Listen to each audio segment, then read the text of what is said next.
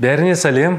Сіздермен бірге адвокат Таир Насханов және мен бизнесті қорғауға маманданам. Бүгін біз салықтар мен кәсіпкерлер туралы айтамыз. Сонымен қатар қылмыстық процестегі өзгермелі мәдениет туралы сөйлесетін айтатын болам.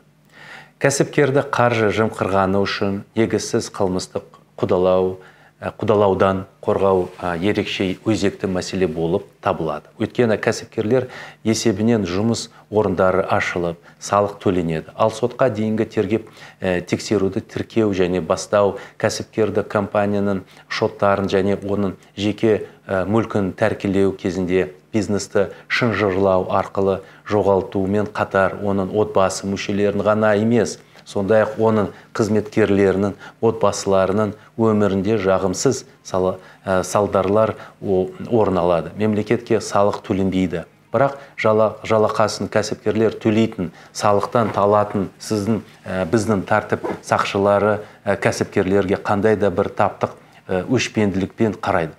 Олар тергеп жатқан кейбір қылмыстық істерді түсіндірудің басқа жолы жоқ. Сондықтан көбінесе негізсіз қылмыстық қудалауды қысымында түскен кәсіпкерді қорғау адвокатын шеберлігімен кәсібилігіне байланысты. Сіздермен бірге адвокат Таир Насханов болды. Және мен бизнесті қорғауға маманданам. Егер бейнеролик немесе бизнесті қорғау тақырыбында сұрақтар туындаса, түсініктемелерде жазыңыз, мен жауап беруге тырысамын. Лайк басып менің YouTube каналыма жазылыңыздар.